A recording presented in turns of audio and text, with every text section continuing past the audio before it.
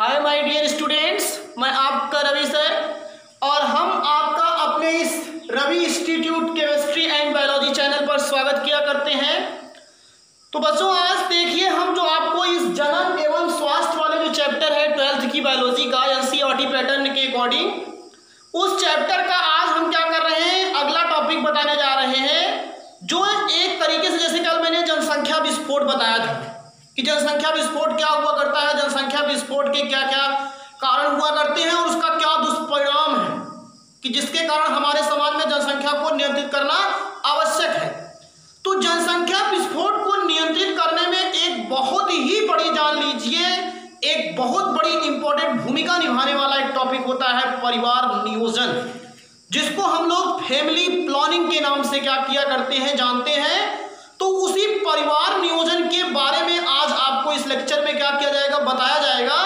और इस लेक्चर्स को आप उस तरीके से समझने का प्रयास कीजिए कि जैसे एक गायनोलॉजिस्ट, जैसे एक चिकित्सक हुआ करता है, वह किसी भी व्यक्ति को क्या किया करता है, सलाह दिया करता है, मशविरा दिया करता है और उसकी बातों को हम बहुत ध्यानपूर्वक समझने का प्रयास करते हैं। तो ठीक उसी तरीके से ही हमारी द्वारा बताई गई इस बातों को आप लोग समझने का प्रयास कीजिए, ये चीज ध्यान दीजिए। तो बहुत इंपॉर्टेंट सेशन होने वाला है। सबसे पहली चीज आपको बता रहा हूं, परिवार नियोजन क्या होता है, फैमिली प्लानिंग क्या हुआ करती है, इसे क्या कहा गया करते हैं, इसकी विधियां कौन कौन सी हुआ करती हैं, हम कैसे परिवार में बच्चों की संख्या को क्या कर सकते हैं, कम कर सकते हैं, नियंत्रित कर सकते हैं, इसके अंतर्गत जो विधियां हैं वो आपको हम बताने जा रहे हैं। तो पहली बात तो आपको यही समझना होगा कि what do mean by family planning, परिवार नियोजन कहते किसे हैं। तो आपको मैं सीधा सीधा बता दे रहा हूं, परिवार कल्याण हेतु, परिवार एवं समाज के कल्याण हेतु, जान लीजिए ये जो पूरा समाज एरिया है, परिवार एवं समाज कल्याण हेतु बच्चों की संख्या को नियमित या संयोजित करना ही क्या कहलाता है, परिवार नियोजन कहलाता है। बच्चों की जो संख्या हुआ करती है उसको एक नियमित टाइम इंटरवल के अकॉर्डिंग, जैसे पहला बच्चा जन्म ले रहा है तो दूसरे बच्चे के बीच में कितना का टाइम इंटरवल होना चाहिए, बताया जाता है कि 3 से 4 वर्ष का एक दो बच्चों के बीच में क्या होना चाहिए, गैप होना चाहिए।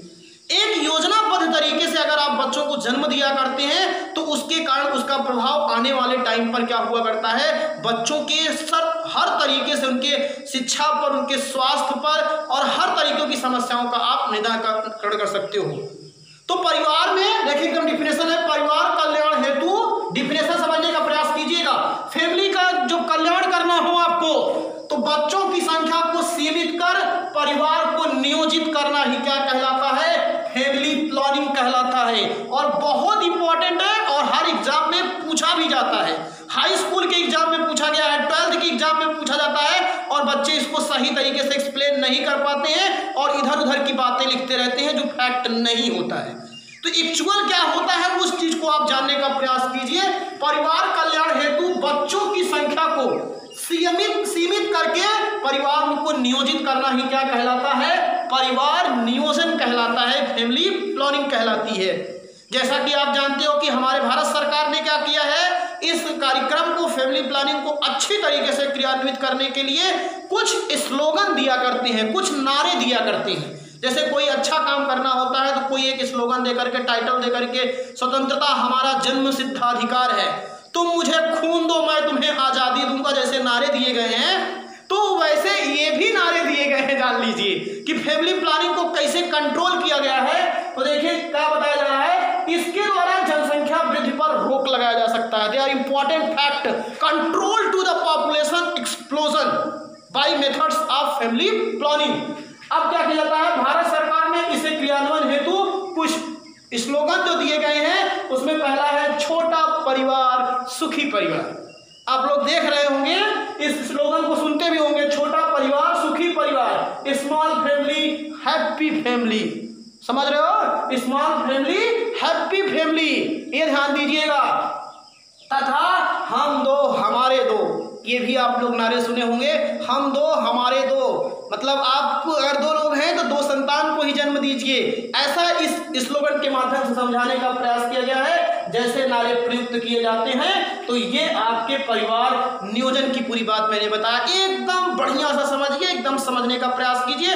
और पहला जो लेक्चर जो बच्चे देखे होंगे जनन एवं स्वास्थ्य का, फर्स्ट फर्स्ट लेक्चर, स्वास्थ्य व्यक्ति किसे कहते हैं? जो मानसिक, सामाजिक, शारीरिक और आपका क्या हुआ करता है, सामाजिक रूप से, मानसिक रूप से, व्यवहारिक रूप से, इन तरीके से शारीरिक रूप से अगर जो व्यक्ति पूर्ण होता है, जिसकी सोच अच्छी होती है, जिसका व्यवहार अच्छा होता है, जिसका समाज में स्तर अच्छा होता है और जिसका शरीर फिट होता है, वही स्वस्थ व्यक्ति है।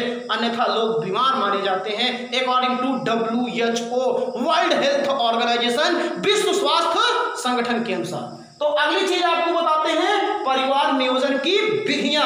कहने का मतलब कौन कौन सी ऐसी विधियां हैं कि जिसके द्वारा हम फैमिली को कंट्रोल कर सकते हैं, बच्चों को जन्म देने से रोक सकते हैं, नियंत्रित अपने हिसाब से कर सकते हैं।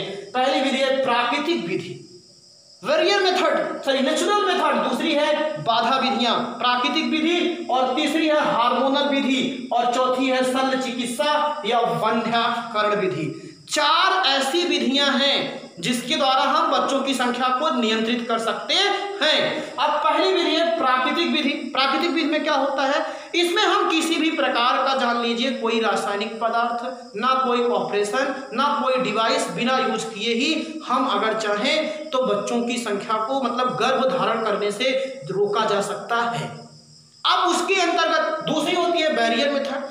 बैरियर मेथड में क्या हुआ करता है, मेल के स्पर्म और फीमेल के ओवम्स को रोकने के लिए क्या किया जाता है, उसके जो आपके जेनाइटियल पथवे होता है, जेनाइटियल पथवे पे क्या किया जाता है, कोई बैरियर डिवाइस लगा दी जाती है। और उस बैरियर डिवाइस में कई चीजें हुआ करती हैं, जिसमें खास तौर से आपको एक बता दे रहे, कॉपर टी जो हुआ करती है, जो ज्यादा करके फेमस होती है, और कुछ आपके क्या हुआ करते हैं, जैसे निरोध वगैरह होते हैं, ये सब चीजें भी बैरियर के रूप में यूज की जाती हैं। यहाँ पे जान लीजिएगा, जिसके द्वारा परिवार नियोजन किया जा सकता है। अगली विधि होती है हार्मोनल विधि। हार्मोनल विधि के अंतर्गत क्या किया जाता है, कुछ विभिन्न प्रकार की रासायनिक दवाइयां होती हैं, जिसमें जैसे मालाडी होता है, सहेली होता है, इन सभी औषधि दवाइयों का अगर सेवन किया जाता है तो उस समय भी गर्भ का धारण नहीं होता है, मतलब प्रेगनेंसी रिसीव नहीं की जा सकती है। अगली विधि होती है शल्य चिकित्सा या वंध्याकरण विधि। यह विधि जान लीजिए एकदम पूरी 100% ही एकदम जान लीजिए ऐसी विधि होती है कि जिसमें ऑपरेशन द्वारा, शल्य चिकित्सा द्वारा क्या किया जाता है, जो मेल होता है और फीमेल होता है, उसकी जो शुक्रवाहिनी और अंडवाहिनी, जिसको वैसा डिफरेंस कहा किया करते हैं, और वैसा ब्रेंसियट और ओविडक्ट जान लीजिएगा, फैलोपियन ट्यूब जिसको कहते हो, उन दोनों को शल्य चिकित्सा द्वारा काट करके अलग कर दिया जाता है। तो उसको आप लोग ऑपरेशन या शल्य चिकित्सा विधि भी कहते हो। और इसमें 2 विधियां हैं, एक ट्यूबेक्टोमी और एक वैसेक्टोमी है। सब पूरा आपको हम डिटेल पूरा बताएंगे, जान लीजिएगा। तो सबसे पहली चीज प्राकृतिक विधि, नेचुरल मेथड, मतलब इसमें बिना किसी भी प्रकार की आपके डिवाइस, केमिकल, कुछ भी आपको, कहने का मतलब गर्भधारण को या बच्चों की संख्या को नियंत्रित कर सकते हो। जैसे पहली विधि होती है आवर्ती विधि, पीरियड मेथड।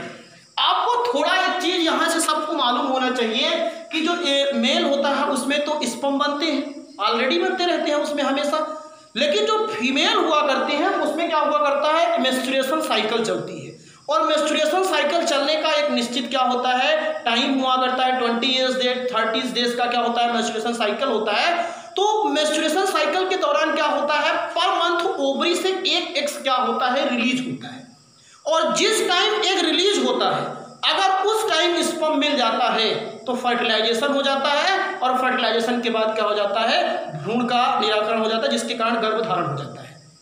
तो इस चीज को अगर ध्यान दिया जाए, थोड़ा सा केवल केयर किया जाए कि जिस टाइम क्या हो, ये ओवल्यूशन का टाइम हो या उस समय क्या होता है, पीरियड क्या हो, उस टाइम को अगर क्या किया जाता है, फर्टिलाइजेशन नहीं किया जाता है, तब जान लीजिएगा गर्भधारण नहीं होता है। तो यहाँ पे इस चीज को थोड़ा ध्यान दीजिएगा। इस विधि में अंडोत्सर्ग के सप्ताह के पूर्व, मतलब जैसे 15 तारीख का किसी का जान लीजिएगा ओवल्यूशन का टाइम है, तो इसके 1 सप्ताह के पहले का और इसके 1 सप्ताह के बाद का जो टाइम होता है वो सुरक्षित टाइम माना जाता है। सुरक्षित का मतलब कि इस समय अगर फर्टिलाइजेशन होता है तो जान लीजिएगा गर्भ का धारण नहीं होता है। ये चीज ध्यान दीजिए, 1 सप्ताह पहले और 1 सप्ताह के बाद का टाइम जो होता है, ये सेफ जोनिंग, ये सेफ टाइम बताया जाता है। लेकिन अब देखिए, ध्यान दीजिए कि इस समय गर्भधारण नहीं होता है, किंतु अब ध्यान दीजिए अगर किसी 15 तारीख से अब 10वें से लेकर के और 17वें दिन के बीच का 10 दिन इसमें अब ऐड कर दीजिए, मतलब 15, 10, 25 से 25 से लेकर के जान लीजिएगा उस समय क्या हो सकता है, ओवरी से एग्स रिलीज हो सकता है। और अगर उस समय फर्टिलाइजेशन किया जाता है तो जान लीजिएगा गर्भ धारण हो सकता है। इसमें बस केवल एक आत्मसंयम वाली बात होती है, कंट्रोल करिए और जिसके कारण आप गर्भ धारण करने से रोक सकते हो। तो इसमें जान लीजिएगा ये जो विधि है इसको थोड़ा समझने का प्रयास कीजिएगा। इस विधि में अंडोत्सर्ग के 1 सप्ताह पूर्व और 1 सप्ताह के बाद का जो समय होता है उसको सुरक्षित काल माना जाता है और इस समय गर्भ धारण नहीं होता है। किंतु अगर जो ओवुलेशन का टाइम हो तो उसके 10 से 17वें दिन के बीच, जैसे मैंने बता दिया 15 है तो 15 10 कितना हो गया 25, 25 से 30 के बीच का जो टाइम होगा उस समय जान लीजिए उस टाइम को असुरक्षित काल कहा जा सकता है। उस समय प्रेगनेंसी लेडीज को रिसीव कर सकती हैं। तो ये आवर्ती विधि है, केवल इसको चक्र को अगर सब लोग जानते रहते हैं तो जान लीजिएगा वो गर्भ परिवार की नियोजन कर सकते हैं। ये चीज ध्यान दीजिए। लेकिन आपको ये भी बता दे रहे हैं ये विधि केवल जान लीजिएगा 80% ये विधि क्या हुआ करती है 80% तक क्या हुआ करती है सेफ है, लेकिन 20% इसमें भी क्या हुआ करता है चांस आ जाता है। कभी कभी किसी का क्या हुआ करता है मेंस्ट्रुएशन साइकिल का टाइम ही चेंज हो जाता है, कुछ लोग काउंट सही से नहीं कर पाते हैं तो जिसके कारण जान लीजिएगा प्रेगनेंसी रिसीव हो जाती है। तो ये नेचुरल मेथड है। दूसरी विधि होती है स्तनपान विधि। ये स्तनपान विधि क्या होती है, मान लीजिए कोई लेडीज क्या किया करती है, जैसे प्रसव के उपरांत जब वो बच्चों को जन्म दिया करती हैं तो जन्म देने के बाद वो बच्चों को दूध पिलाया किया करती हैं और जब बच्चों को वो मिल्क का सिक्रेशन किया करते रहते हैं तो उस टाइम ड्यूरिंग मिल्क सिक्रेशन जब बच्चों को दूध पिलाया जाता रहता है तो उस टाइम लगभग 6 महीने तक, वैसे सही से कहा जाए तो 3 से 4 महीने के बीच में ही होता है, 3 से 4 महीने के बीच में क्या होता है उनकी उस टाइम मेंस्ट्रुएशन साइकिल स्टॉप होती है, रुकी रहती है। और अगर उस समय फर्टिलाइजेशन होता है तब भी गर्भ ठहरता नहीं है। यहाँ पे ये बात बताई गई है जान लीजिएगा। तो प्रसव के उपरांत जब माँ शिशु का स्तनपान कराती रहती है तो लगभग 6 माह तक माहवारी या मेंस्ट्रुएशन साइकिल प्रारंभ नहीं होती है और इस कारण इस समय गर्भधारण नहीं हो सकता है। तो इन सब चीज़ों को अगर देखा जाए तो ये नेचुरल मेथड है जहाँ पे ना कोई डिवाइस, ना कोई आपकी कहने का मतलब मेडिसिन्स, ना कोई ऑपरेशन के द्वारा भी परिवार में बच्चों की संख्या को संतुलित किया जा सकता है, नियमित किया जा सकता है। लेकिन अगर आप इसके बाद भी मान लीजिए आपकी दूसरी विधि कौन सी होगी बैरियर मेथड और तीसरी कौन सी होगी हार्मोनल विधि। तो ये सब चीज़ें आप समझने का प्रयास कीजिए और बढ़िया से इसकी नोट्स बनाइए और अब आप लोगों को अगला जो टॉपिक होगा उसको हम नेक्स्ट क्लास में प्रोवाइड करने का प्रयास करेंगे। थैंक यू, धन्यवाद, खुश रहो।